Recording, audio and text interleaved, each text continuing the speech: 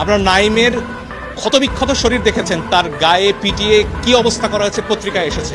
আমি জানি অনেক ইলেকট্রনিক গণমাধ্যম দেখাতে পারেননি সেটা, কিন্তু পত্রিকায় সে ছবি আমরা দেখেছি। সেই নাহিদকে যখন নিয়ে যাওয়া হয় তখন এটা বিশ্বাস করার কোনো কারণ নেই যে তাকে সেখানে আপ্যায়ন করার জন্য নেওয়া হয়েছে।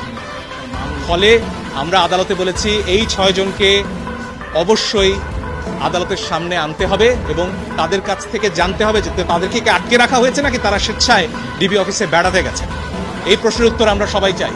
ছাত্ররা সারা বাংলাদেশ থেকে আজকে বলেছেন যে 6 জনকে ডিবি অফিসে রাখা হয়েছে, তারা সেখানে বন্দী। তারা স্পষ্টতই ছাত্ররা বলেছেন কালকে ডিবি অফিস থেকে বা যেখান থেকেই হোক যে ভিডিও প্রকাশ করা হচ্ছে সেই ভিডিওতে যে কথা বলা হয়েছে সেটি অস্ত্রের মুখে হয়েছে, ছাত্ররা সেটি বলেছেন। এবং এই ধরনের আন্দোলন প্রত্যাহারের দাবি ছাত্ররা মানেন না, তারা সেটি বলেছেন।